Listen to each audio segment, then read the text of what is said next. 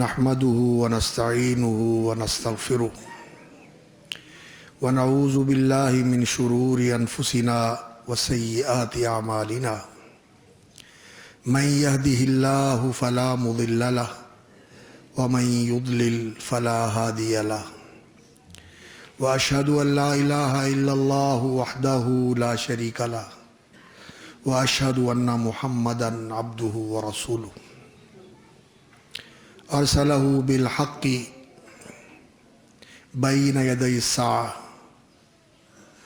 داعيا إلى الله بإذنه وسراجا منيرا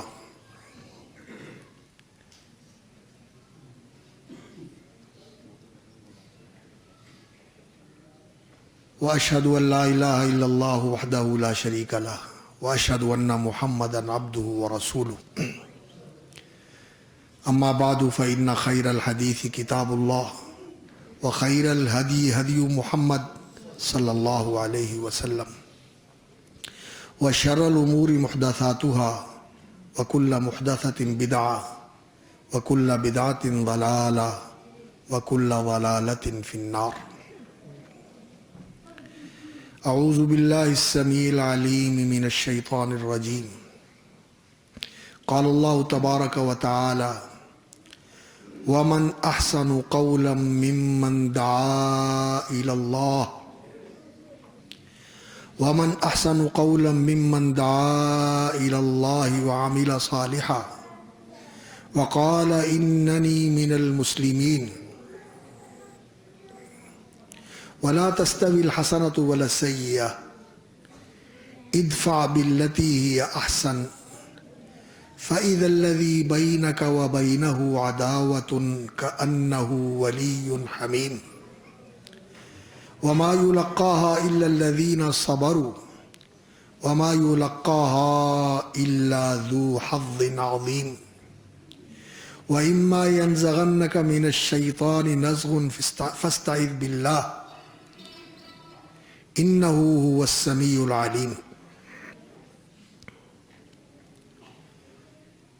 فضیلت مآب علماء کرام، عزت مآب حضرات گرامی، احباب اور اصحاب اور عفت مآب خواتین، ماؤں، بہنوں، بیٹیوں اور عزیز القدر بیٹوں، نوجوانوں،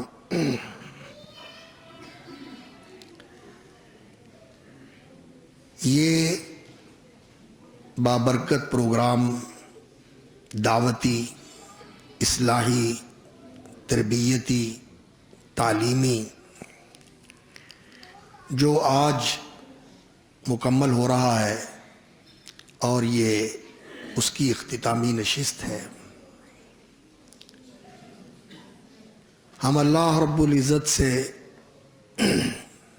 دعا اور التجا کرتے ہیں کہ گزشتہ مجالس میں جو کچھ بتایا گیا، سنایا گیا، سنا گیا، اللہ رب العزت اسے ہمارے لیے نافع بنائے، باعث ہدایت بنائے، دنیا اور آخرت کی سعادت کا ذریعہ بنائے، اور اس کے مطابق ہم اپنی زندگیوں کو ڈھال کر، بنا کر اللہ کی بارگاہ میں سرخرو ہو سکیں۔ اور آج جو کچھ ہم سننے اور سنانے والے ہیں، اللہ رب العزت ہمیں توفیق عطا فرمائے کہ وہی بات ہم کہیں جو اللہ کی رضا والی بات ہے، اور اللہ تعالیٰ اپنی ناراضگی کی بات سے ہمیں محفوظ رکھے، اور اللہ رب العزت اس کہنے اور سننے کو ہمارے لیے رحمت کا باعث بنائے، ہدایت کا باعث بنائے، اپنی رضا کا باعث بنائے، اور یہ ہمارا کہنا اور سننا ہمارے لیے کل قیامت کے دن حجت، دلیل اور برہان بنے، یہ ہمارے خلاف دلیل اور برہان نہ بنے کہ یہ کہتے تھے اور کرتے نہیں تھے، اور یہ سنتے تھے اور سنی انسنی کر دیتے تھے۔ ان کا عمل کہنے کے مطابق نہیں تھا، اور جو کچھ سنتے اور جانتے تھے اس کے مطابق ان کا عمل نہیں تھا۔ اللہ کرے کہ ہمارا کہنا سننا ایسا نہ ہو، بلکہ ہم کہنے کے ساتھ عمل کرنے والے بھی ہوں اور سن کر بھی عمل کرنے والے ہوں، اور یہ ہمارا سننا سنانا، یہ ہمارا جاننا اللہ رب العزت کی بارگاہ میں اس کی رضا کا اور ہماری نجات کا باعث بن جائے۔ دعوت اللہ، اللہ کی طرف اللہ کے بندوں کو بلانا، یہ بہت ہی عظیم الشان عمل ہے۔ اس عمل کی عظمت انسان کو اس بات سے معلوم ہوتی ہے کہ یہ دعوت کا عمل، دعوت کا معنی ہوتا ہے، عام طور پر ہم دعوت کا لفظ بولتے ہیں تو اس کا معنی ہوتا ہے بلانا، پکارنا، پیغام پہنچانا، اور عربی زبان کے اندر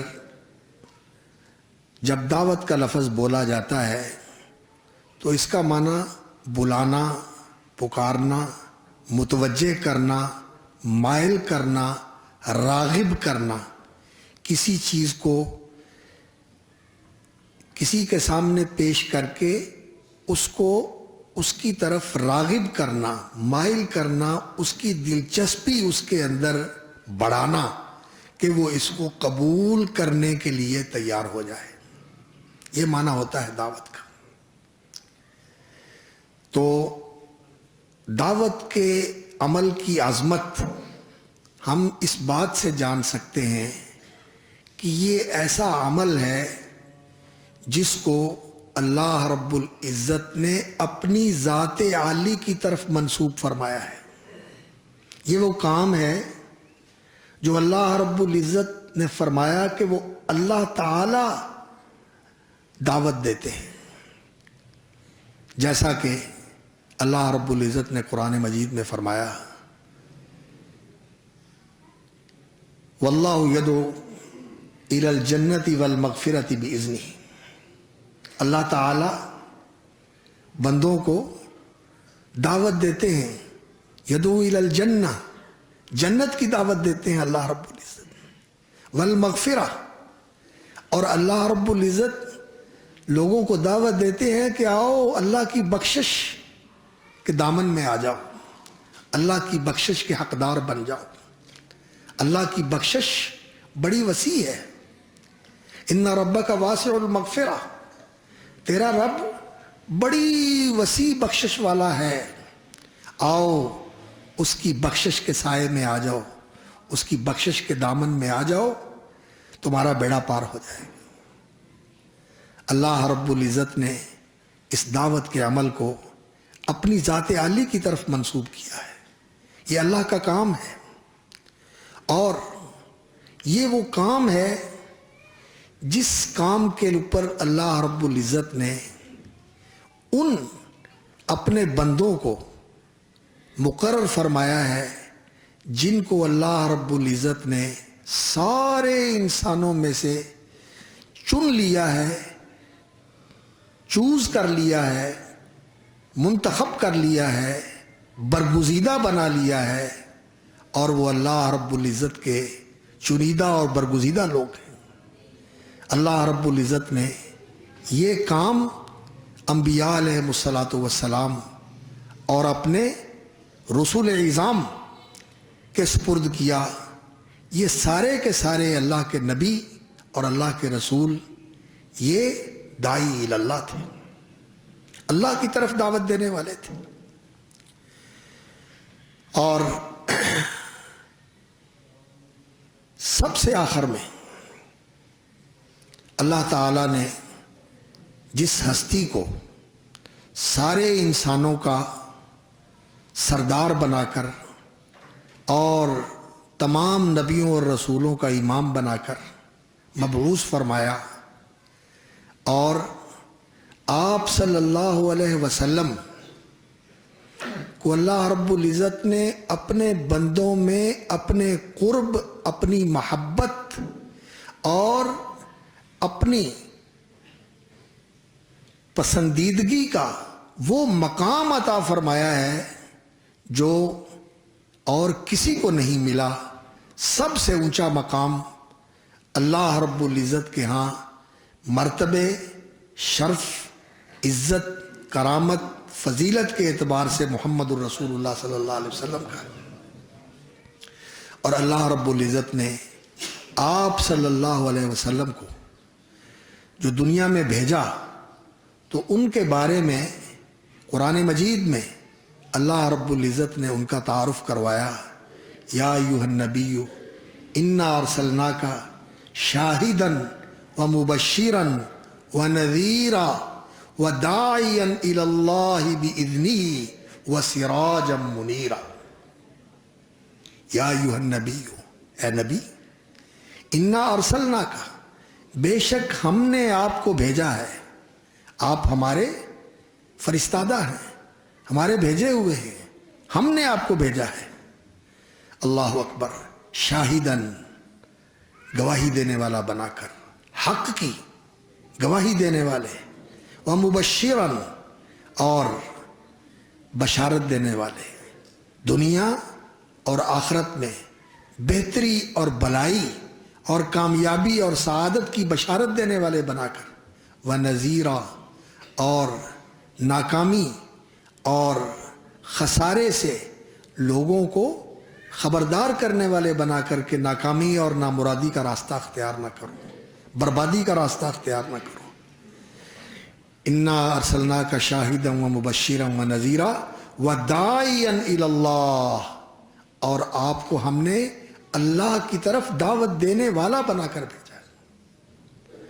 تو جو کام اللہ کا کام ہے، اللہ کے نبیوں اور رسولوں کا کام ہے، اور وہ حضرت محمد الرسول اللہ صلی اللہ علیہ وسلم کا کام ہے، اور یہ ایسا کام ہے کہ رسول اکرم صلی اللہ علیہ وسلم کی زندگی کے جتنے بھی کام ہیں وہ ہمارے لیے سنت ہیں، وہ ہمارے لیے اسوہ ہیں۔ ہمیں نبی صلی اللہ علیہ وسلم کی اتباع اور پیروی کرتے ہوئے وہ کام سر انجام دینے ہیں، ان کاموں کو بجا لانا ہے۔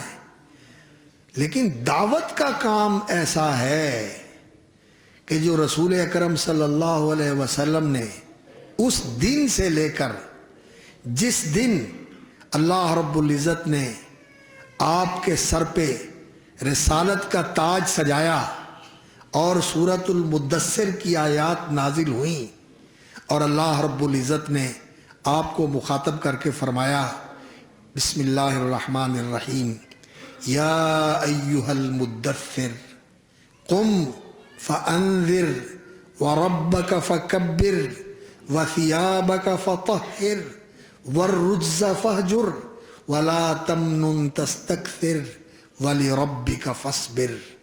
یہ آیات نازل ہوئیں تو نبی صلی اللہ علیہ وسلم رسالت کے منصب پہ سرفراز ہوئے۔ اس دن سے لے کر نبی صلی اللہ علیہ وسلم نے یہ کام کیا ہے، اور کسی وقت بھی آپ صلی اللہ علیہ وسلم نے اس کام کو چھوڑا نہیں۔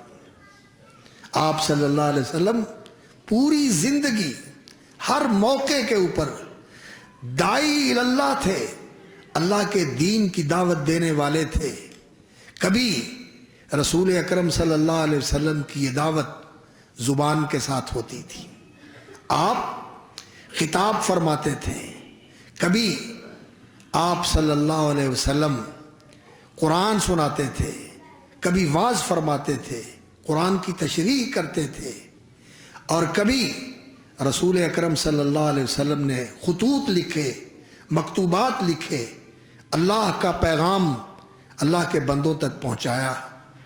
اور کبھی رسول اکرم صلی اللہ علیہ وسلم اپنے عمل کے ذریعے، اپنی سیرت کے ذریعے، اپنے کردار کے ذریعے، اپنے تعامل کے ذریعے لوگوں کو دین کی اور اللہ کی طرف آنے کی اور اللہ سے جڑنے کی اور اللہ کے سامنے جھکنے کی دعوت دیتے تھے۔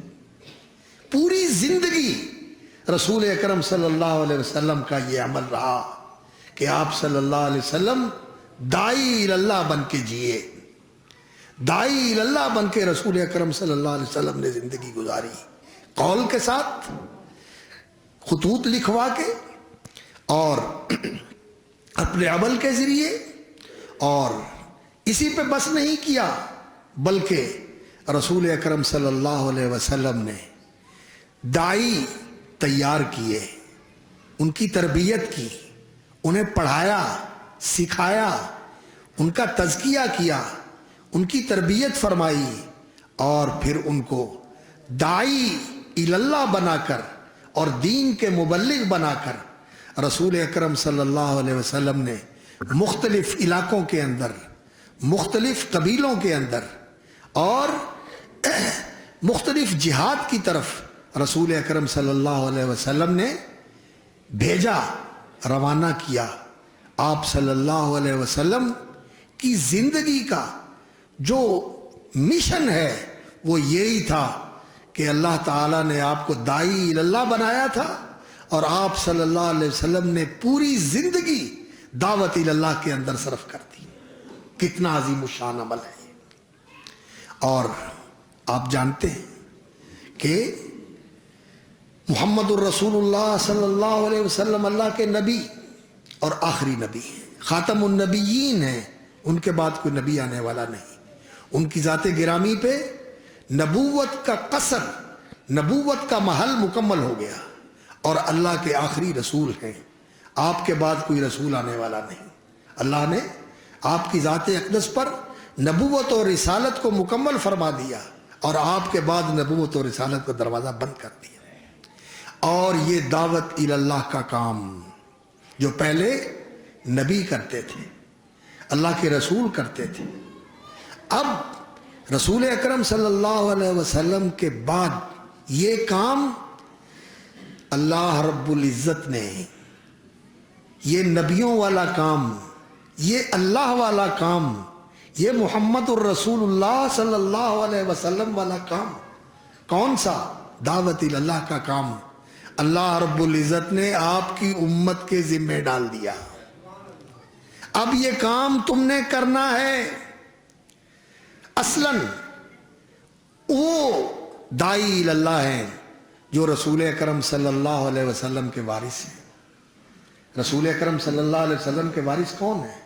العلماء ورثۃ الانبیاء۔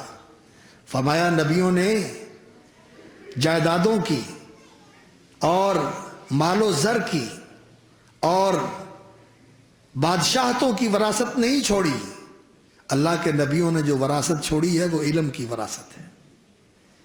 لم یورث درہما ولا دینارا، دولت، سونا چاندی یہ ورثے میں نہیں چھوڑا، ورثے میں چھوڑا ہے تو علم چھوڑا ہے، وحی کا علم، قرآن و سنت کا علم۔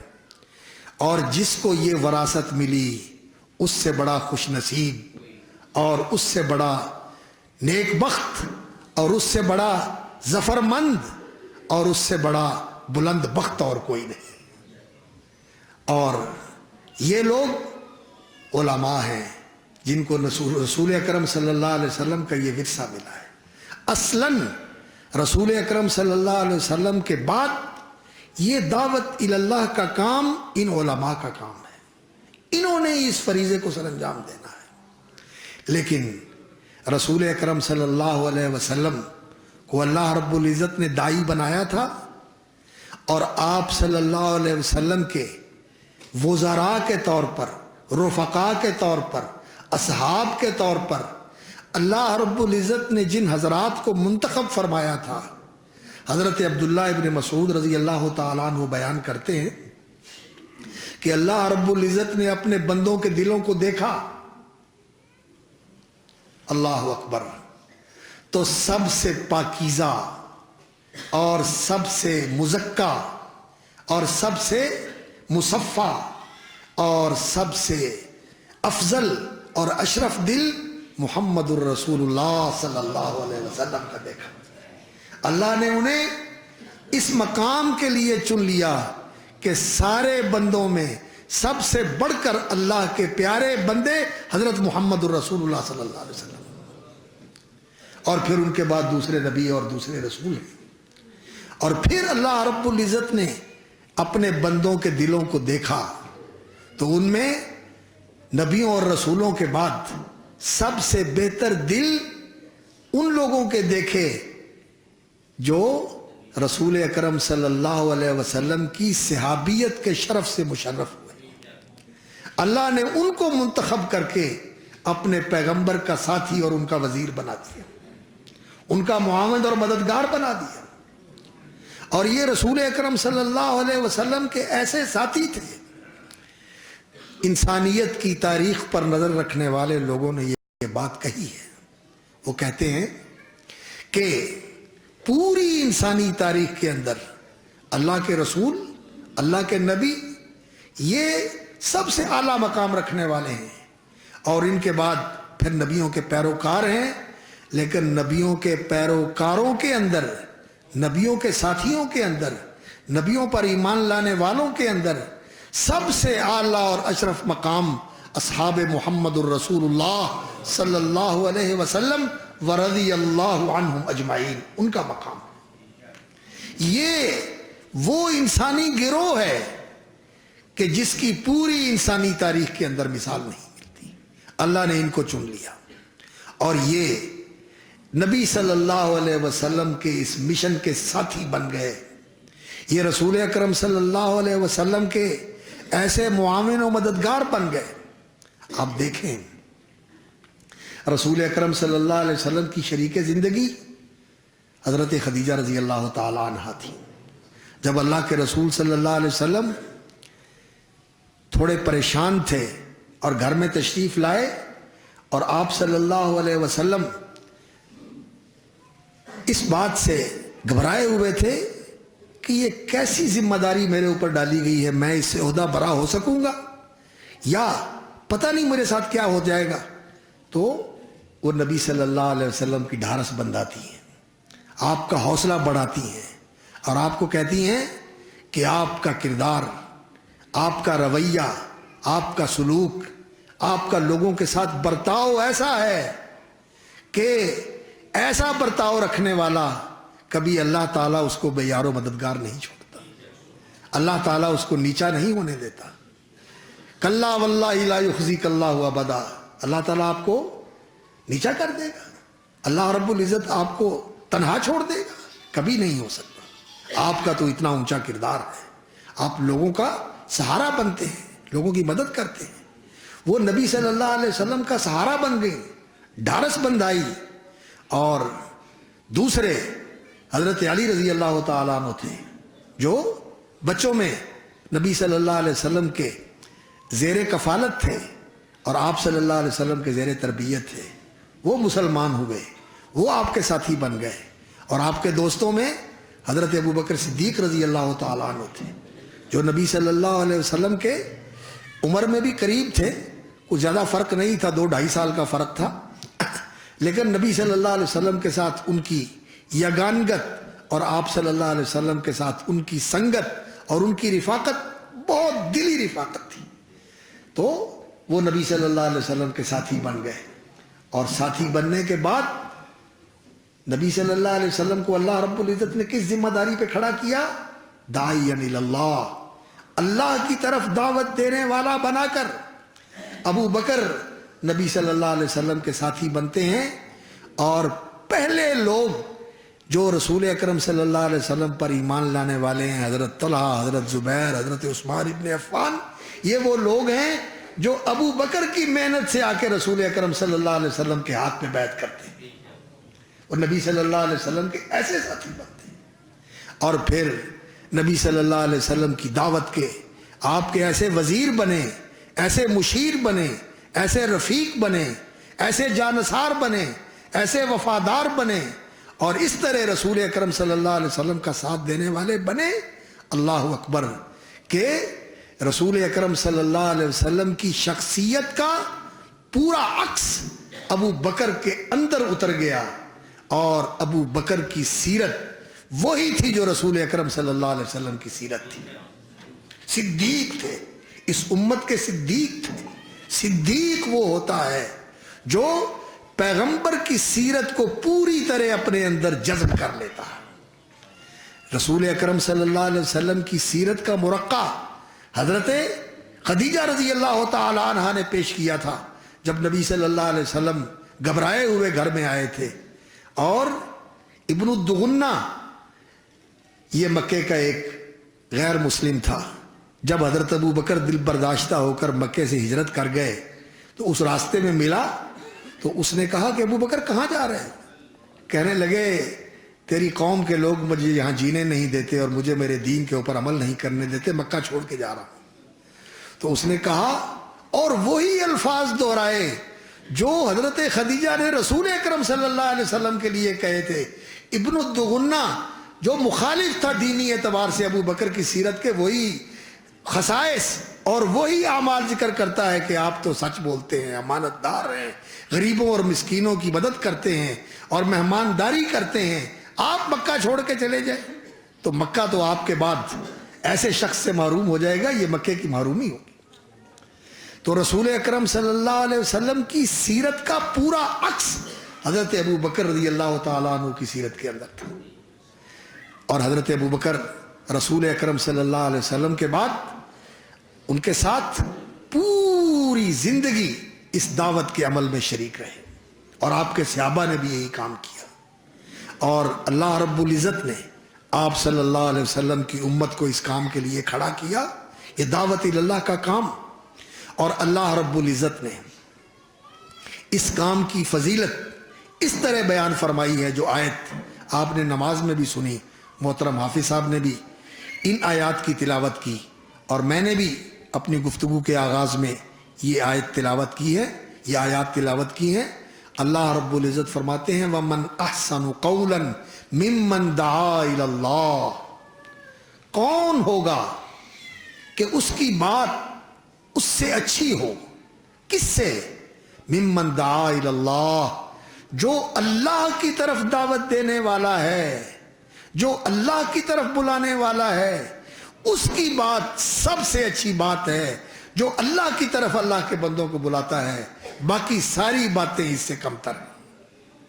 سب سے اچھی بات اس کی ہے جو اللہ کی طرف دعوت دیتا ہے۔ تو داعی اللہ کا مقام، یہ کام وہ کرتا ہے جو اللہ کا کام ہے، یہ کام وہ کرتا ہے جو اللہ کے نبیوں کا کام ہے، یہ کام وہ کرتا ہے جو اللہ کے رسول صلی اللہ علیہ وسلم کا کام ہے، اور یہ وہ کام ہے جس کام کی وجہ سے اللہ رب العزت نے اس امت کو یہ شرف اور یہ فضیلت عطا فرمائی ہے کہ اللہ رب العزت نے اس امت کو فرمایا وَكَذَلِكَ جَعَلْنَاكُمْ أُمَّةً وَسَطًا، ہم نے تمہیں بہترین امت بنایا ہے، خیاراً عدولا، بہترین اور عدل کا پیکر، یعنی تم وہ لوگ ہو جو بہترین ہو اور سچے ہو، اور عمل کے بھی سچے ہو، قول قرار کے بھی سچے ہو، سچے لوگ ہو۔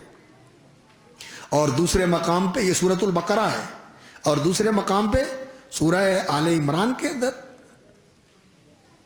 فرمایا کنتم خیر امت اخرجت للناس، تم بہترین امت ہو، اخرجت للناس، جسے لوگوں کے لیے کھڑا کیا گیا ہے، لوگوں کو دعوت دینے کے لیے، لوگوں کو اللہ کی طرف بلانے کے لیے، لوگوں کو اللہ کے ساتھ ملانے کے لیے، اللہ کے سامنے جھکانے کے لیے تم بہترین امت ہو۔ اور رسول اکرم صلی اللہ علیہ وسلم نے فرمایا لوگوں، مسلمانوں، تم سے پہلے ایک کم 70 یعنی 69 امتیں گزر چکی ہیں. 60 کے اوپر 9، 69 امتیں تم سے پہلے گزر چکی ہیں. وَأَنْتُمْ مُوفُونَ 70 امہ، اور تم 70 کی تعداد پورے کر رہے ہو. تم 70ویں امت ہو. تم سے پہلے ایک کم 70 69 امتیں گزر چکی ہیں. وَأَنْتُمْ أَكْرَمُهَا إِلَى اللَّهِ، اور ان ساری پہلے آنے والی امتوں میں تم سب سے افضل امت ہو. یہ امت کس لیے افضل بنی؟ اس دین کے داعی ہونے کی وجہ سے، نبیوں والا کام کرنے کی وجہ سے. اس لیے میرے بھائیوں، یہ وہ کام ہے جس کے بارے میں اللہ رب العزت نے فرمایا کہ اس سے اچھی کسی کی بات نہیں. وَمَنْ أَحْسَنُ قَوْلًا مِّمَّنْ دَعَا إِلَى اللَّهِ وَعَمِلَ صَالِحًا. لیکن دعوت الی اللہ کے ساتھ کہ اللہ کی طرف بلائے، لوگوں کو اللہ سے ملائے، لوگوں کو اللہ کے سامنے جھکائے، لوگوں کو اللہ کا تعارف کروائے، لوگوں کو اللہ کی محبت کا درس دے، اللہ کے سامنے تذلل، خضوع، خشوع، نیاز مندی اختیار کرنے کا درس دے. یہ داعی اللہ کا معنی ہے. اللہ کا تعارف کروائے اور اللہ کی محبت کا سبق دے، اللہ کے سامنے تذلل اور خضوع کا راستہ دکھائے، اللہ کے ساتھ جوڑے کہ بندہ اللہ کے قریب ہو، بندہ اللہ رب العزت کے ساتھ جڑ جائے. کس طرح کہ وہ اللہ رب العزت کی محبت کو اپنے دل میں اس طرح رچا لے، اس طرح بسا لے، اس طرح اس کے دل کے اندر اللہ رب العزت کا پیار رچ بس جائے کہ ہر وقت اس کا دھیان اللہ کی طرف رہے، اس کا لگاؤ اللہ کے ساتھ رہے، دھیان اس کا اللہ کی طرف ہو، زبان پہ اس کا نام ہو، اور اس کی زندگی کا محور اور اس کی زندگی کا نقطہ ارتکاز، جیسے کمپاس ہوتا ہے قطب نما، آپ جہاں بھی اس کو کریں وہ قطب شمالی کی طرف سوئی کا رخ رہتا ہے. تیری زندگی کا رخ ہمیشہ اللہ کی طرف رہنا چاہیے کہ تیری ساری جد و جہد، تیری ساری کوشش سعی اور تیری ساری بھاگ دوڑ کا مقصد صرف یہ ہونا چاہیے کہ میرے مولا تو راضی ہو جا، میرے مولا تو خوش ہو جا. یہ ہے تیری زندگی کا مقصد. تو اس زندگی کے اندر اللہ کو راضی کر لے، یہ ہے تیری زندگی کا مقصد. تو اس چیز کی میں نے دعوت دینی ہے. اللہ کی طرف دعوت دینے کا یہی معنی ہے، اللہ کو راضی کرنے کی دعوت، اللہ کے سامنے جھک جانے کی دعوت کہ انسان اللہ کا فرما بردار بن جائے، مسلم بن جائے، مومن بن جائے، اللہ پر یقین کرنے والا بن جائے اور محسن بن جائے. محسن کا معنی کیا ہے؟ اس طرح عبادت کرنے والا، اس طرح زندگی بسر کرنے والا کہ جیسے اللہ رب العزت اس کی نگاہوں کے سامنے ہے اور وہ کھلی آنکھوں سے اسے دیکھ رہا ہے. دیکھ تو نہیں سکتا انسان، لیکن اللہ اکبر، انسان کا تصور اور انسان کا تخیل یہ ہونا چاہیے کہ ایک دن آئے گا کہ میں اپنے رب کو دیکھوں گا. آج تو میرا یہ جی چاہتا ہے کہ میں اسے دیکھوں، لیکن میری ناتوانیاں اور میری محدودیت اور میری لیمیٹیشنز اور میری ایسی حد بندیاں جن کے اندر میں گھرا ہوا ہوں، اس لیے میں اسے نہیں دیکھ سکتا. لیکن میں بے تاب ہوں اسے دیکھنے کے لیے اور دعا کرتا ہوں، اللہم انی اسألک لذت النظر الی وجہک والشوق الی لقائک. اے اللہ، میں تجھ سے مانگتا ہوں کہ مجھے تیرے دیدار کی لذت ملے، میں تیرا چہرہ دیکھوں اور تیرے دیدار کی لذت سے سرشاری مجھے ملے، اور مجھے اپنی ملاقات کا ایسا شوق نصیب فرما کہ میں ہر وقت تیری ملاقات کے لیے بے قرار اور بے تاب رہوں. یہ کیفیت انسان کی ہو جائے. یہ چیز ہے جس کی دعوت ہے دعوت اللہ. دعوت اللہ کا یہ معنی ہے کہ اللہ کے ساتھ یہ بندگی کا تعلق اس طرح کا بن جائے کہ سب سے زیادہ محبت انسان کے دل میں کس کی ہو؟ والذین آمنوا اشد حبا للہ، ایمان والے سب سے بڑھ کر اللہ سے محبت کرتے ہیں، اور پھر اللہ کے بندوں سے، اللہ کے پیاروں سے، کہ پیارے کا پیارا بھی پیارا ہوتا ہے، اور اللہ کے پیاروں میں سب سے زیادہ اللہ کا پیارا کون ہے؟ محمد الرسول اللہ صلی اللہ علیہ وسلم۔ پھر ان سے محبت کرنا، اور پھر جس کسی سے بھی محبت کرنی ہے وہ اللہ کے لیے ہو، وہ اللہ کے لیے ہو۔ یہ محبت انسان کی اللہ کے ساتھ ہو اور اللہ کے لیے ہو، اور عظمت، کبریائی اور بڑائی اس کائنات میں اگر ہے تو کس کے لیے ہے؟ لہ الکبریاء، بڑائی اس کے لیے، اللہ اکبر، اللہ سب سے بڑا ہے۔ یہ آسمان، یہ زمین، یہ پہاڑ، یہ سمندر، یہ کہکشائیں، یہ ستارے، یہ سورج، یہ جو کچھ ہے، اللہ رب العزت کے مقابلے میں اس کی کوئی حیثیت نہیں۔ اللہ سب سے بڑا ہے۔ وہ آسمانوں کو اپنے ہاتھ میں لپیٹ کے اکٹھا کر لے گا، یوم نطوی السماء کطی السجل للکتب، اور ان پہاڑوں کو اور ان زمینوں کو وہ اپنی انگلی کے اوپر اٹھا لے گا۔ کتنا بڑا ہے اللہ رب العزت، اللہ اکبر۔ اللہ کی بڑائی یہ انسان مانے، اللہ کی قدرت مانے کہ وہ جو چاہے کر سکتا ہے۔ یہ کائنات اس نے بنائی ہے اپنی قدرت کاملہ کے ساتھ اور اپنے علم و حکمت کے ساتھ۔ یہ کائنات کیا، اس جیسی کروڑوں اربوں کائنات ایک لمحے کے اندر اور پیدا کر سکتا۔ ان یشاء یذہبکم ویاتی بخلق جدید۔ اللہ کی طرف دعوت دینے کا معنی یہ ہے کہ لوگوں کو اللہ کی پہچان کروائی جائے، اور اللہ کی پہچان اگر انسان کو صحیح معنوں میں ہو جائے تو پھر انسان کے دل میں اللہ کی قدر آ جاتی ہے، اللہ کی عظمت آ جاتی ہے، اللہ کا مقام پھر انسان کے دل میں سب سے بڑھ کر ہوتا ہے۔ پھر انسان اس کو رکھتا ہے، اس کو مناتا ہے، اس کو اللہ اکبر راضی رکھنے کی کوشش کرتا ہے، اس کی رضا کے لیے، اس کو راضی رکھنے کے لیے انسان ساری دنیا کو نظر انداز کر دیتا ہے اور اس سے بے نیاز ہو جاتا ہے۔ مجھے کسی کی پرواہ نہیں، میرا رب راضی، مجھے کسی کی پرواہ نہیں۔ یہ چیز ہے دعوت اللہ، یہ چیز ہے دعوت اللہ۔ آج دعوت اللہ کی ہم بات کرتے ہیں، لیکن چند ایک چیزیں ہیں جن کی طرف ہم دعوت دیتے ہیں، اور وہ ہمارے اختلاف کے مسئلے بنے ہوئے ہیں، اور جس کی وجہ سے کھینچا تانی ہوتی ہے، اور جس کی وجہ سے ہم ایک دوسرے کے اوپر فتوے لگاتے ہیں۔ میرے بھائیوں، دعوت کا جو اصل محور ہے وہ اللہ رب العزت کی پہچان ہے، اور صحیح معنوں میں اگر انسان کو اللہ رب العزت کی پہچان ہو جائے، جیسا کہ سورۃ الاخلاص کے اندر اللہ رب العزت نے اپنا تعارف کروایا ہے، اور بہت سارے مقامات ہیں جن میں اللہ رب العزت نے اپنی پہچان کروائی ہے اپنے بندوں کو، بلکہ یہ ساری کائنات اللہ رب العزت نے بنائی ہی اسی لیے ہے کہ انسان کو اللہ رب العزت کی پہچان ہو۔ اللہ رب العزت نے فرمایا، اللہ الذی خلق سبع سماوات ومن الارض مثلہن یتنزل الامر بینہن۔ اللہ تعالیٰ نے 7 آسمان بنائے ہیں اور اتنی ہی زمینیں بنائی ہیں، اور ان سب کے ایک ایک ذرے کے اندر اللہ کا حکم نازل ہو رہا ہے اور نافذ اور لاگو ہو رہا ہے، پورا ہو رہا ہے۔ اسی کے مطابق ہر چیز جو کو ٹھہری ہوئی ہے اس کے حکم سے ٹھہری ہوئی ہے، جو حرکت میں ہے اس کے حکم سے حرکت میں ہے۔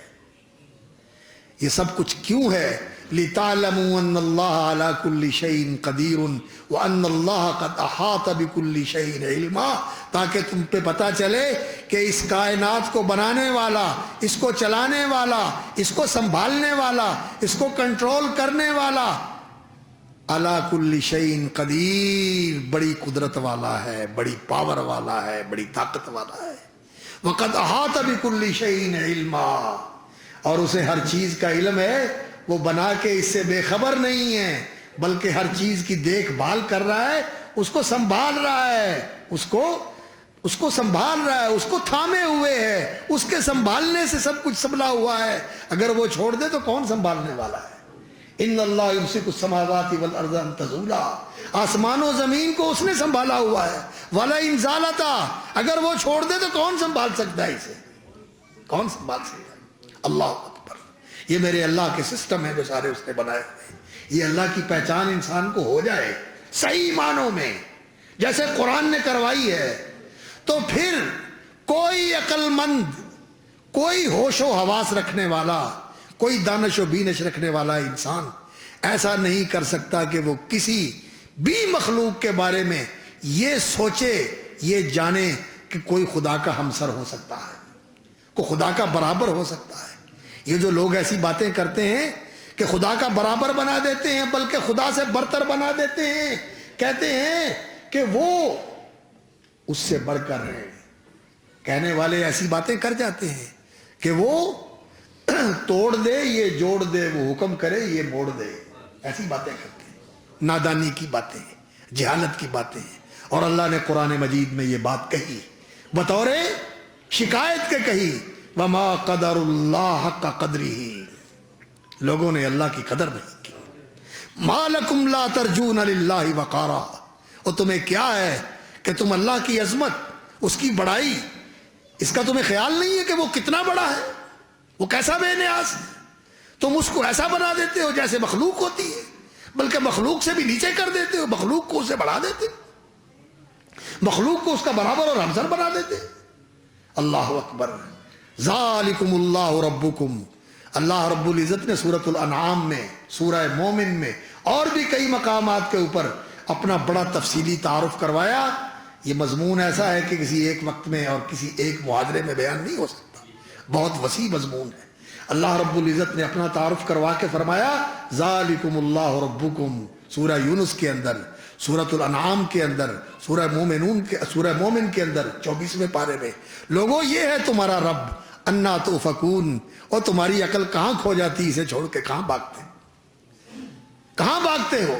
کہیں مردوں کو خدا بناتے ہو، کہیں اسباب کو خدا بناتے ہو، اور کہیں ان مجبور اور بے بس اور لاچار انسانوں کو اس سے بڑھا دیتے ہو جو اپنے نفع نقصان کے مالک نہیں. اللہ کی دعوت، اللہ کی عظمت کی دعوت، اللہ کی محبت کی دعوت اور اللہ کی اطاعت کی دعوت. دعوت اللہ کیا ہے؟ کیا بندے لہو اسلموا، اس کے فرما بردار بن جاؤ. الہکم الہ واحد، تمہارا الہ ایک الہ ہے، فلہو اسلموا، اس کے فرما بردار بن جاؤ. وبشر المخبتین، اور جو اس کے سامنے عاجزی کرنے والے، نیاز مندی اختیار کرنے والے ہیں، انہیں بشارت دے دو کہ جو اس کے سامنے جھکتے ہیں وہ انہیں بلندیاں دے دیتا ہے. رسول اکرم صلی اللہ علیہ وسلم کو آفر ہوئی اللہ کی طرف سے کہ آپ دنیا میں نبوت اور رسالت کی اللہ رب العزت نے آپ کو فضیلت اور برتری عطا فرمائی ہے، اس کے ساتھ آپ دنیا میں شاہانہ زندگی چاہتے ہیں، ملکن رسولہ، بادشاہ رسول بننا چاہتے ہیں، ام عبدن رسولہ، یا بندہ رسول بننا چاہتے ہیں. آفر ہوئی، جو آپ پسند کریں ہم دینے کے لیے تیار ہیں. رسول اکرم صلی اللہ علیہ وسلم نے جبریل امین سے مشورہ کیا، رائے لی، جبریل کیا خیال ہے؟ آفر آئی ہے. انہوں نے کہا یہ وہ مقام ہے، یہ وہ بارگاہ ہے کبریائی کی، جلال کی، عظمت کی اور برتری کی کہ یہاں مخلوق جتنی نیچی ہو جائے اتنی اونچی ہو جاتی ہے. یہاں نیچے ہونے میں اونچا ہونا ہے. تو رسول اکرم صلی اللہ علیہ وسلم نے فرمایا مولا میں بادشاہی نہیں چاہتا، عبدن رسولہ، میں بندہ رسول بننا چاہتا ہوں. اور پھر اللہ رب العزت نے آپ کا لقب کیا بنایا؟ کلمے میں کیا پڑھتے ہو؟ اشہد ان لا الہ الا اللہ وحدہ لا شریک لہ واشہد ان محمدن عبدہ ورسولہ. جو سب سے اعلیٰ مقام ہے کلمے کا، اس میں ہم کہتے ہیں کہ اللہ کے بندے اور اللہ کے رسول. معراج کا ذکر فرمایا، اللہ رب العزت نے کہا اسرا بعبدہ. قرآن کا ذکر فرمایا نزل الفرقان علی عبدہ. اور اللہ اکبر، جب معراج کے سفر پہ تشریف لے گئے اور وہاں اللہ رب العزت کی طرف سے وحی آئی، جب اللہ کے بہت قریب تھے، سدرۃ المنتہا تک پہنچ گئے، جہاں کائنات کی سرحد ختم ہو جاتی ہے، وہاں پہنچ گئے تو وہاں اوحا الی عبدہ ما اوحا، یہ مقام ملا رسول اکرم صلی اللہ علیہ وسلم، اللہ کے بندے، عبد، اور نبی صلی اللہ علیہ وسلم اللہ رب العزت کے عبد کامل ہیں۔ تو جو لوگ اس بات کو سمجھتے ہیں کہ اس کا مقام اور اس کی عظمت کیا ہے، پھر وہ کسی کو اللہ رب العزت کے برابر نہیں بناتے۔ آج دنیا کو یہ تعارف نہیں ہے، آج مسلمانوں کو بھی اس کا تعارف نہیں ہے۔ قرآن تو ہم پڑھتے ہیں لیکن قرآن کا معنی نہیں سمجھتے، اور لوگوں کو کہا جاتا ہے قرآن پڑھو گے تمہارا عقیدہ خراب ہو جائے گا۔ ہائے ہائے، قرآن جو ہدایت کے لیے آیا ہے، جو رہنمائی کے لیے آیا ہے، اندھیروں سے نکال کے روشنی میں لانے کے لیے آیا ہے، صراط مستقیم کی طرف رہنمائی کرتا ہے، اس کے پڑھنے سے انسان گمراہ ہو جائے گا؟ کیسے ہو سکتا ہے؟ کیسے ہو سکتا ہے؟ قرآن مجید تو رہنما کتاب ہے، اور یہ ایسی گائیڈ بک ہے جیسے انسان کے پاس کوئی چیز نہیں ہوتی کہ جس کو انسان بار بار دیکھتا ہے۔ قرآن واقعتاً ایسی کتاب ہے کہ اسے بار بار قدم قدم پہ دیکھنے کی ضرورت ہے۔ تو اللہ رب العزت کی طرف دعوت یہ سب سے اونچا کام ہے، لیکن اس کے ساتھ ضروری یہ ہے کہ وَعَمِلَ صَالِحًا، کہ انسان نیک عمل کرنے والا ہو، داعی ہو لیکن اس دعوت کے مطابق عمل نہ ہو۔ لوگوں کو کہتا ہے آؤ اللہ سے پیار کرو، اور تیرے دل میں دنیا بستی ہے۔ لوگوں کو کہتا ہے آؤ نماز پڑھو، اللہ کے سامنے جھک جائے، اور تجھے نماز کی فکر نہیں۔ ایسی دعوت، یہ میں نہیں کہتا کہ اس کا فائدہ نہیں ہوتا، فائدہ تو اس کا بھی ہوتا ہے۔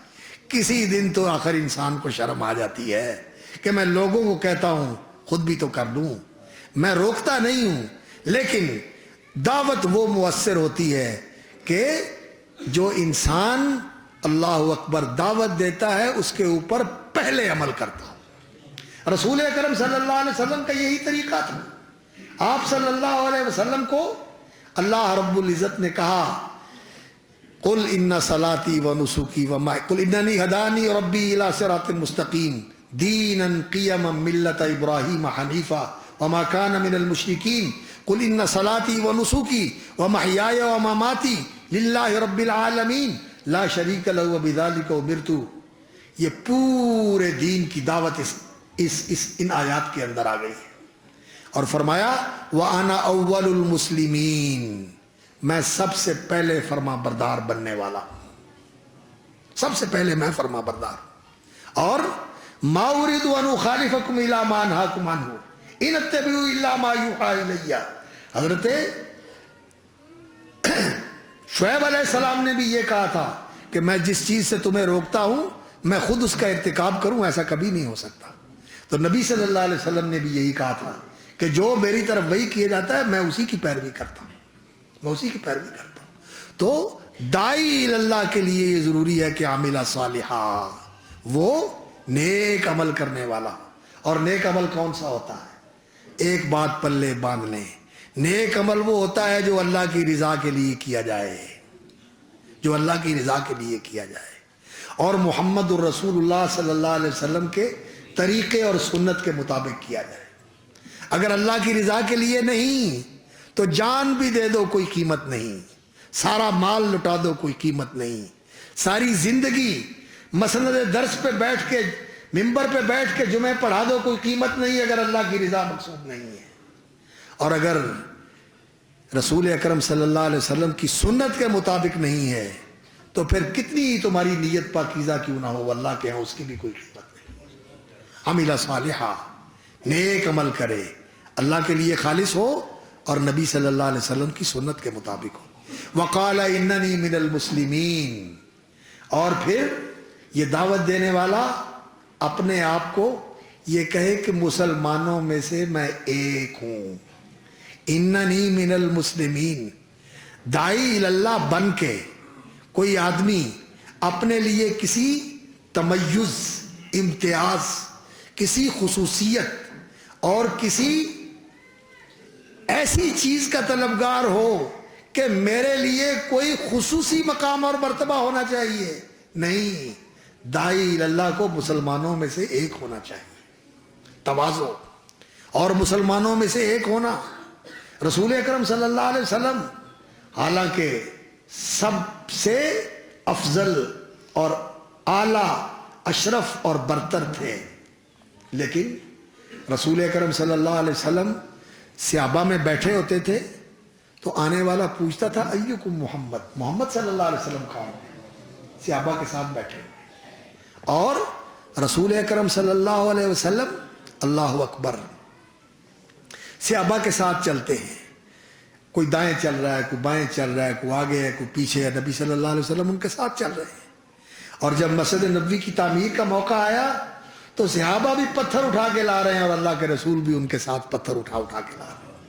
لوگ ہاتھ سے پکڑتے ہیں کہ ہمیں دے دے، فرمایا جیسے تم ثواب کا شوق رکھتے ہو، مجھے بھی ثواب کا شوق ہے، میں بھی چاہتا ہوں کہ میرے بھی ہاتھ سے یہاں پتھر لگ جائیں مسجد کی تعمیر کے اندر۔ اور جب خندق کے اندر لوگ کدالیں چلا رہے ہیں اور زمین کھود رہے ہیں، خندق کھودی جا رہی ہے، تو اللہ کے رسول صلی اللہ علیہ وسلم بھی ان کے ساتھ کدال چلا رہے ہیں۔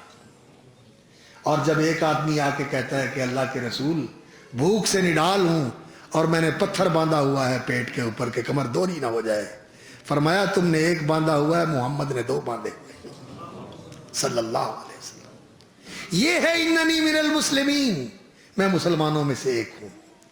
لیکن میرے بھائیوں، اس دعوت اللہ کے لیے اللہ رب العزت نے جو ایک دستور العمل یہاں بتایا ہے وہ یہ ہے کہ آپ جب لوگوں کو اللہ کے دین کی دعوت دیں گے، اللہ کی طرف آنے کی دعوت دیں گے، یہ مت سمجھنا کہ لوگ تمہارے لیے تحسین اور آفرین کے ڈونگرے برسائیں گے اور تمہارے راستے میں لوگ پھول بچھائیں گے اور لوگ تمہیں سر آنکھوں پہ بٹھائیں گے، نہیں، ایسا نہیں۔ پورے نبیوں کی تاریخ بتاتی ہے کہ ان سے بڑھ کر قوم کا خیر خواہ کوئی نہیں تھا، لیکن جو قوم نے ان کے ساتھ سلوک کیا، ایسا بدتر سلوک کسی سے نہیں ہوا۔ دعوت اللہ کا کام بڑا کٹھن کام ہے، بڑا مشکل کام ہے۔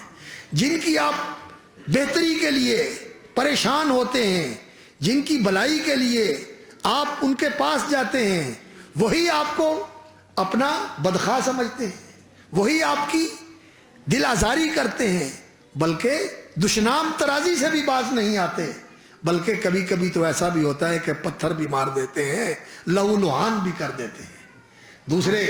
دوسری رکعت میں جو حافظ صاحب نے تلاوت کی، آیات کی، اللہ اکبر، وہاں ایک ایسے ہی دائی کا اللہ رب العزت نے واقعہ بیان فرمایا سورہ یاسین میں کہ وہ آیا بھاگا ہوا اور اپنی قوم کے لوگوں کو کہا کہ اللہ کے رسولوں کی بات مان لو، تو لوگوں نے کہا ہے تو آیا ہے ان کا حمایتی بن کے، ان کو تو چھوڑا اور اس بیچارے کو اتنا زد و کوب کیا کہ اس بیچارے کا انجر پنجر ایک کر کے اس کو کچل دیا اور اس کی انتڑیاں باہر آ گئی۔ اللہ، تو وہ جان سے گیا لیکن پھر بھی کہتا ہے یا لیتا قومی یعلمون، اے کاش میری قوم کو پتا ہو کہ اللہ رب العزت نے، انہوں نے تو مجھے مار کے ختم کر دیا، لیکن اللہ رب العزت نے مجھے کیسا شاندار انجام نصیب فرمایا، غفر علی ربی، اللہ نے میرے گناہ معاف کر دیے اور میری عزتوں میں اضافے کر کے اللہ تعالیٰ نے اعلیٰ ترین مقامات پہ مجھے فائز کر دیا، وجعلنی من المکرمین۔ تو داعی اللہ جو ہوتا ہے اس کو قوم کی طرف سے یہ توقع رکھنی چاہیے کہ یہ لوگ میرے ساتھ کوئی تحسین و آفرین والا معاملہ نہیں کریں گے، بلکہ میرے ساتھ رویہ ان کا تلخی والا ہوگا، تلخی والا رویہ ہوگا۔ تو اس تلخی کے جواب میں پھر آپ نے کیا کرنا ہے؟ آج ہمارا رنگ اور ہمارا ڈھنگ اور ہمارا مزاج کیا ہے کہ اینٹ کا جواب پتھر سے، ایک کرے گا 2 سنے گا، بسم اللہ بسم اللہ نو بسم اللہ، تے جے ونگا بولے گا تے میں کوئی چوڑیاں پائیاں نے، میں بھی نبڑ لاں گا، موقع تے ہی نبڑاں گا۔ اللہ اکبر، دائی کے لیے یہ رویہ نہیں ہے، اس کے لیے کیا ہے؟ لا تستوی الحسنۃ ولا السیئہ، اے اللہ کی طرف دعوت دینے والے سن اور پلے باندھ، اور اس چیز کے اوپر اپنے آپ کو اس طرح قائم کر کہ تیری زندگی کا رویہ بدل جائے، تیرے برتاؤ کا اور تیرے سلوک کا رنگ ڈھنگ بدل جائے۔ لا تستوی الحسنۃ ولا السیئہ کی حقیقت یہ ہے کہ برائی اور نیکی، اچھائی اور برائی، نیکی اور بدی ایک جیسی نہیں ہوتی۔ تم نے کرنی ہے نیکی اور لوگوں نے تیری نیکی کے مقابلے میں کرنی ہے برائی، اور تو نے ان کی برائی کا جواب کس سے دینا ہے؟ لا تستوی الحسنۃ ولا السیئہ، فرمایا اچھائی اور برائی، نیکی اور بدی برابر نہیں ہوتی۔ جب تمہاری نیکی کے بدلے میں آگے سے برائی آئے تو کیا قرآن نے کہا؟ ادفع باللتی ہی احسن، حسنہ اور احسن، حافظ صاحب بیٹھے ہوئے ہیں، علماء بیٹھے ہوئے ہیں، تم نے اس کے جواب میں وہ رویہ پیش کرنا ہے التی ہی احسن، جو بہت ہی اچھا ہے، سپرلیٹو ڈگری، سب سے اچھا رویہ ہونا چاہیے تیرا۔ اور محمد الرسول اللہ صلی اللہ علیہ وسلم کا رویہ لقد کان لکم فی رسول اللہ اسوۃ حسنہ، رسول اکرم صلی اللہ علیہ وسلم اپنی قوم کے لیے کتنے حریص تھے۔ لعلک باخع نفسک علی آثارہم ان لم یؤمنوا بہذا الحدیث اسفا، یہ لوگ مانتے نہیں ہیں، ان کے نام ماننے کی وجہ سے آپ اپنے آپ کو ہلکان کر لیں گے، آپ اپنی جان سے جائیں گے ان کے دکھ میں کہ یہ مان نہیں رہے۔ اللہ اکبر، اتنا نبی صلی اللہ علیہ وسلم کو صدمہ ہوتا تھا کہ یہ مان کیوں نہیں رہے۔ آپ چاہتے تھے کہ یہ سارے کے سارے مان لیں، اور نہ ماننے والوں نے اور ٹھکرانے والوں نے اور جھٹلانے والوں نے جو سب سے زیادہ تلخ اور سب سے زیادہ زہرہ گداز اور پتا پانی کرنے والا رویہ اختیار کیا تھا، وہ تھا جو طائف کے اندر ثقیف کے سرداروں نے رسول اکرم صلی اللہ علیہ وسلم کے ساتھ اختیار کیا تھا۔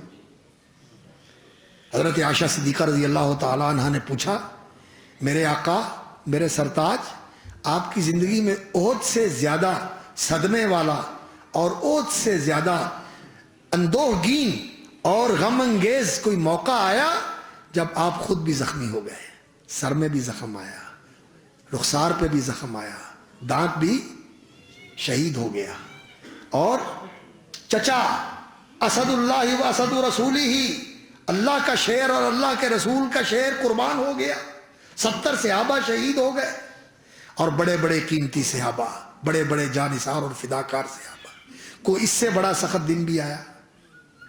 تو فرمایا عائشہ، میری زندگی میں تیری قوم نے جو میرے ساتھ طائف میں کیا وہ احد سے بھی بڑھ کر تھا، احد سے بھی بڑھ کر تھا۔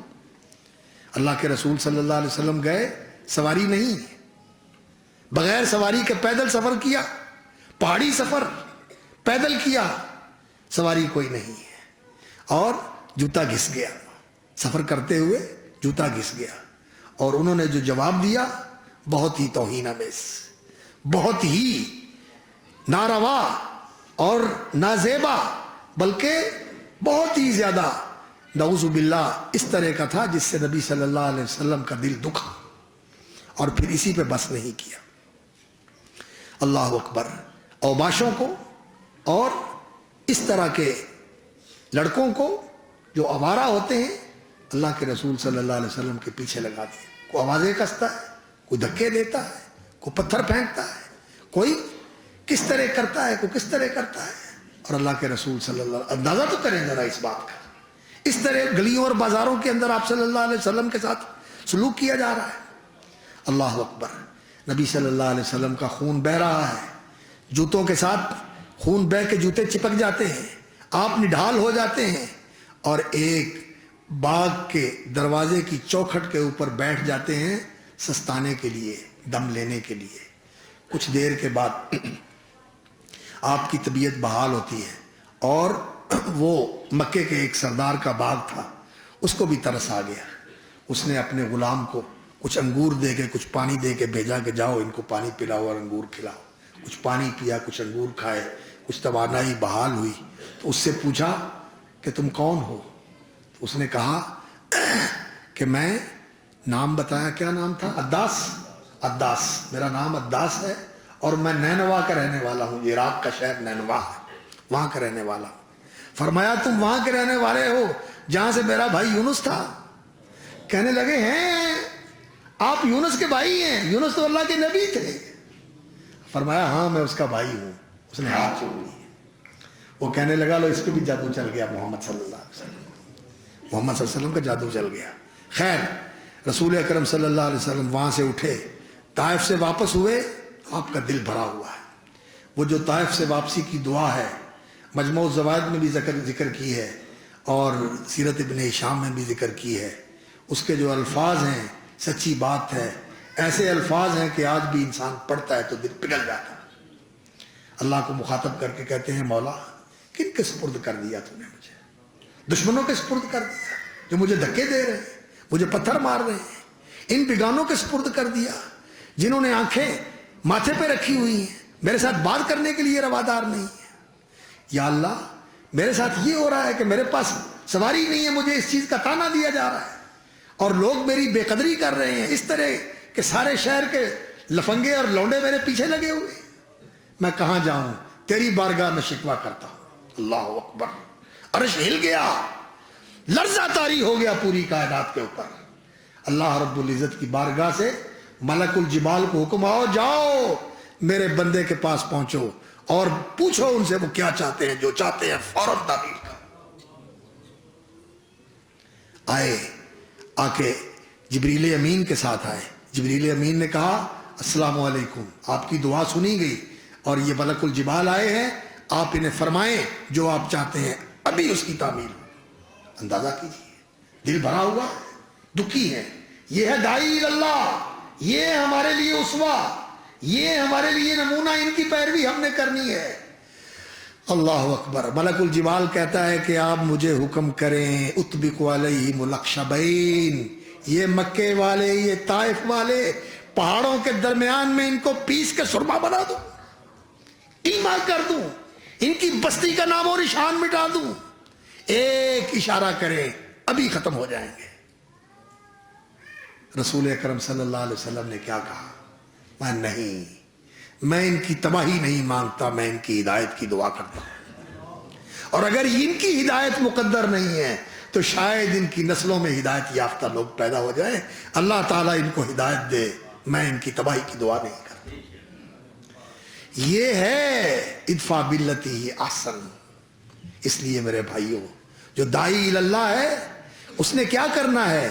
جو رسول اکرم صلی اللہ علیہ وسلم نے حضرت معاذ ابن جبل اور حضرت ابو موسیٰ اشعری رضی اللہ تعالیٰ عنہ کو بھیجا تھا یمن کی طرف, انک تاتی قوما اہل کتاب, اہل کتاب کے علاقے میں جا رہے ہو, وہاں یہودی بھی بستے ہیں, عیسائی بھی بستے ہیں, دونوں قومیں وہاں بستی ہیں, اہل کتاب یہودی بھی اور عیسائی بھی. تو تم نے وہاں جا کے کرنا کیا ہے؟ یسرا ولا تعسرا, آسانی والا دین بتانا, سختی والا اور تنگی والا دین نہ بتانا. آسانیاں پیدا کرنا اور مشکلیں اور تنگیاں نہ پیدا کرنا. بشرا ولا تنفرا, بشارت سنانا, نفرت نہ پھیلانا. جہنم رسید نہ کرنا, جنت کا راستہ بتانا. یہ نبی صلی اللہ علیہ وسلم نے ان کو سبق دیا. اور ان کو کہا کیا تھا؟ دعوت کس چیز کی دینی ہے؟ سب سے پہلے جو دعوت دینی ہے اس چیز کی دعوت دینی ہے کہ یوحد اللہ. صحیح بخاری میں روایت ہے کہ وہ اللہ کی توحید مانے. اللہ کی توحید, دعوت اللہ کا محور ہی یہ ہے, اللہ کی توحید کو ماننا, اللہ کا تعارف کروانا اور اللہ سے تعلق جوڑنا, اور پھر اللہ کے ساتھ اس تعلق کو اس طرح استوار اور قائم رکھنا جس طرح نبی صلی اللہ علیہ وسلم نے اپنے امزاد, اپنے برخوردار حضرت عبداللہ ابن عباس کو ایک دن قریب کیا اور ان کے کندھے پہ ہاتھ رکھ کے انہیں جھنجھوڑا اور فرمایا یا غلام, اے جوان, میں تمہیں کچھ باتیں سنا رہا ہوں, کچھ باتیں بتا رہا ہوں. انی اعلمک کلمات, یہ کچھ باتیں تمہیں بتا رہا ہوں، انہیں یاد رکھنا. احفظ اللہ یحفظک، احفظ اللہ تجدہ تجاہک. اللہ رب العزت کے ساتھ جو تیرا بندگی کا، محبت کا، تذلل و خضوع کا جو تعلق ہے، اس تعلق کی حفاظت کرنا، اس کو کمزور نہ پڑنے دینا، اس کو ٹوٹنے نہ دینا، اس کو ڈھیلا نہ ہونے دینا، توانا رکھنا، جڑا رکھنا، قائم رکھنا، استوار رکھنا، مضبوط رکھنا. یحفظ کا، اللہ تعالیٰ لمحہ لمحہ قدم قدم تیری حفاظت کرے گا. احفظ اللہ تجدہ تجاہک. اللہ کے ساتھ ہی جو تیرا تعلق ہے بندگی کا، اطاعت کا، فرما برداری کا، یقین کا، توکل کا، اس تعلق کی حفاظت کرنا. تجدہ تجاہک، تو اللہ کو پائے گا کہ وہ ہمیشہ تیرے ساتھ ساتھ، تیرے آگے آگے، تیرے دائیں بائیں، تیرے اوپر نیچے، ہر طرف اس کی حفاظت ہوگی، ہر طرف سے تیری حفاظت کرے گا. تعرف الی اللہ فی الرخاء یعرفک فی الشدۃ. اور جب ذرا آسانی اور وسعت والے، فراوانی والے حالات ہوں تو پھر اللہ سے رابطہ استوار رکھنا. اس کے ساتھ ہمارے حافظ صاحب کہا کرتے تھے، بکل کھلی رکھی، بکل کھلی رکھی، بکل کھلی رکھی، یعنی تیرے اور اللہ کے درمیان کوئی اور نہ ہو. بکل جو ہوتا ہے نا، جڑا بالکل قریب ہوئے، تیری اور اللہ کی بکل کھلی ہونی چاہیے، یعنی تو اور تیرے اللہ کے درمیان کوئی دوسرا نہیں ہونا چاہیے. تعرف الی اللہ فی الرخاء یعرفک فی الشدۃ.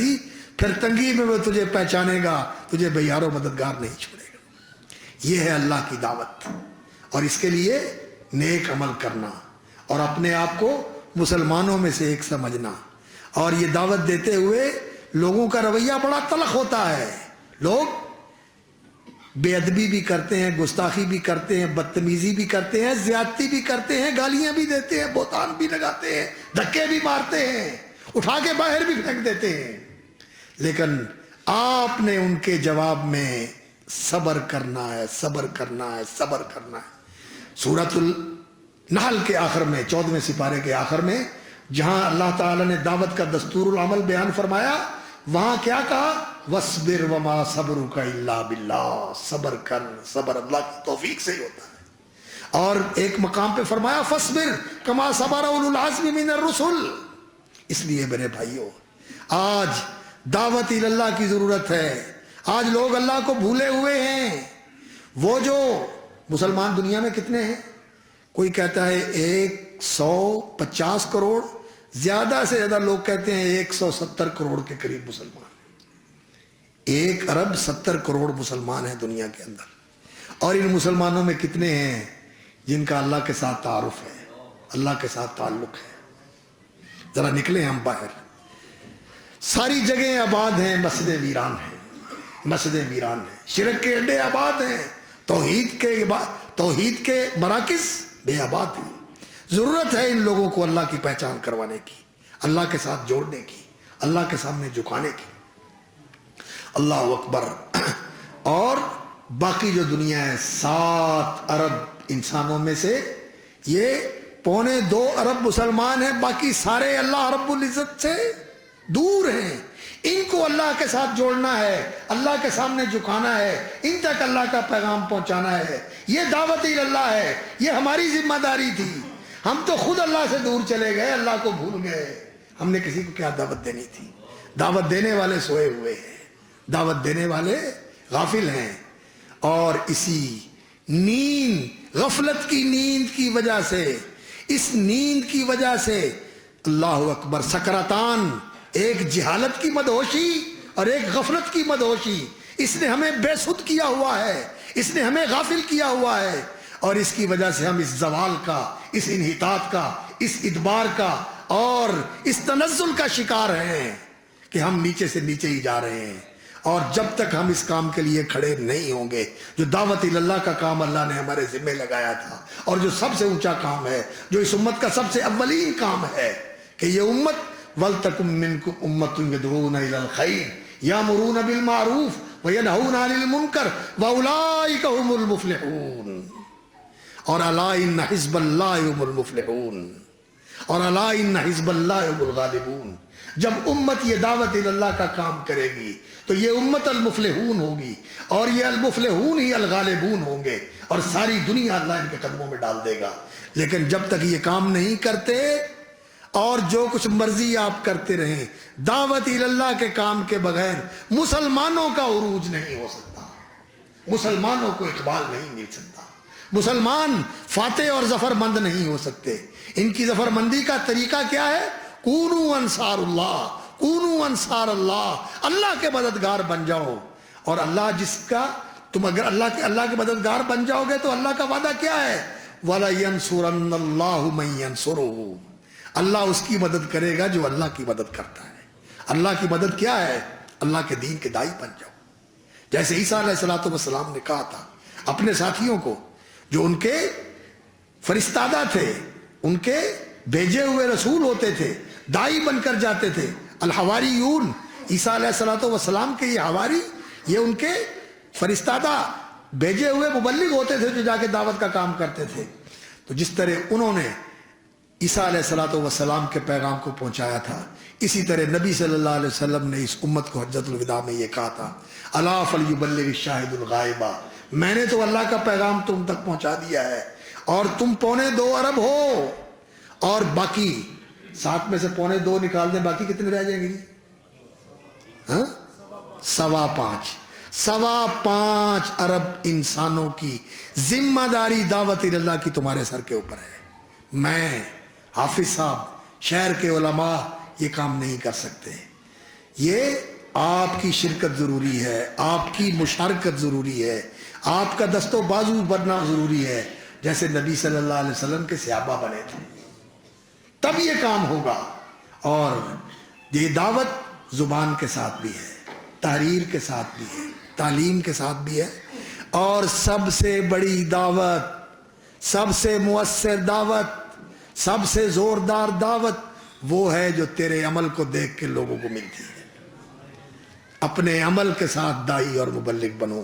اللہ تعالیٰ مجھے بھی توفیق عطا فرمائے، آپ کو بھی توفیق عطا فرمائے، اور یہ جو پیغام ہے اس پوری مجلس کا اور ان تمام مجالس کا کہ ہمیں داعی اللہ بننا ہے، اس کے لیے دین کو سمجھنا بھی ہے، سیکھنا بھی ہے، اس کے اوپر عمل بھی کرنا ہے، اور اپنے ذات سے شروع کر کے اپنے گھر کو پہلے ٹارگٹ کر کے اپنے خاندان اور اپنے محلے، اپنے شہر اور اپنے علاقے پورے کے اندر داعی اللہ بن کے جینا ہے۔ اللہ تعالیٰ مجھے بھی اس کی توفیق عطا فرمائے، آپ کو بھی اس کی توفیق عطا فرمائے، اور یہ پوری امت مسلمہ اپنے اس کام کے اوپر کھڑی ہو جائے تاکہ اللہ کے جو وعدے ہیں اس امت کے ساتھ وہ پورے ہو سکیں۔ اللہ کے وعدے تو برحق ہیں، لیکن اس کی شرط یہ ہے اوفو بعہدی اوف بعہدکم، میرے ساتھ کیا ہوا وعدہ تم پورا کرو، تمہارے ساتھ کیے ہوئے وعدے میں پورے کروں گا۔ اے اللہ ہمیں اس دین کی دعوت کے لیے قبول فرما لے، اللہ ہمیں اس دین کا سچا پیروکار بنا دے، اور اس دین کے مخلص اور سچے داعی بنا دے، اور یا اللہ ہماری زندگیاں، ہماری توانائیاں، ہماری صلاحیتیں اور ہمارے وسائل سارے اس دعوت کے کام میں صرف ہوں، اور یا اللہ ہمیں دنیا بھی عزت والی دے اور دین کے اوپر استقامت بخش، اور یا اللہ ایمان پہ خاتمہ فرمانا، اور اس دین کے خادموں کے ساتھ ہمیں کھڑا کرنا، اور نبیوں، صدیقوں، شہداء کی رفاقت نصیب فرمانا، اپنے نیکوکار بندوں میں شامل فرما۔